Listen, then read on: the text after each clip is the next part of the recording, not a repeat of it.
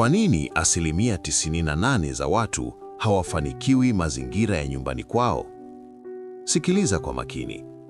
Kuna vijana wengi wenye akili, wenye nguvu na wenye ndoto za kutikisa dunia, lakini wamekwama. Wapo mitaani kwao kwa miaka 10 na hakuna kinachobadilika. Wanajiona kama wananuksi, wanajiona kama wamelogwa au dunia imewasahau. Lakini ukweli ni huu. Mazingira uliokulia yanaweza kuwa kitanda chako cha starehe, lakini pia yanaweza kuwa kaburi la ndoto zako. 98% ya watu wanashindwa kufanikiwa nyumbani kwao, si kwa sababu hawana uwezo, bali kwa sababu mazingira hayo yana sumaku inayowavuta chini kila wanapojaribu kupaa. Kabla hatujazichambua kanuni hizi 6, hakikisha una subscribe kwenye channel ya GR Hamasa Wisdom, mahali ambapo tunabomoa fikra za kimasikini na kujenga himaya ya kishujaa ndani yako. 1. Kanuni ya mazoea. The familiarity trap. Kanuni ya kwanza ni kwamba nabii hakubaliki kwao. Nyumbani kwako, watu hawakuoni kama bilionea mtarajiwa. Wanakuona kama yule mtoto aliyekuwa anacheza mchangani na kujikojolea. Kila unapojaribu kuleta wazo kubwa, wanakukumbusha udogo wako. Ukweli, huwezi kukua mahali ambapo watu wanakupima kwa historia yako badala ya maono yako. Mazoea huzaa dharau, na dharau inaua fursa. 2. Usalama wa uongo. The comfort zone prison. Nyumbani kuna usalama unaodanganya. Unajua kuna mahali pa kulala, kuna chakula cha mama na kuna ndugu wa kukubeba ukifeli. Hali hii inaua ile njaa ya mafanikio, survival instinct.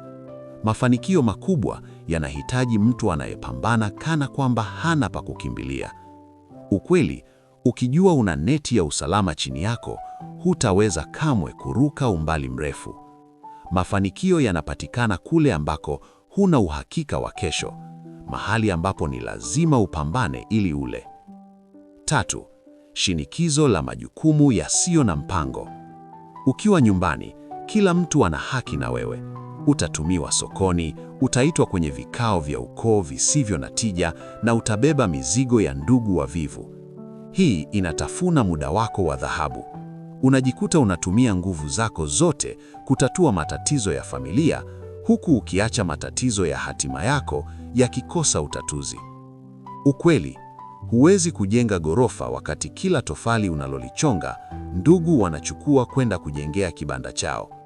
Mafanikio yanahitaji uchoyo wa muda na umakini uliotukuka. 4.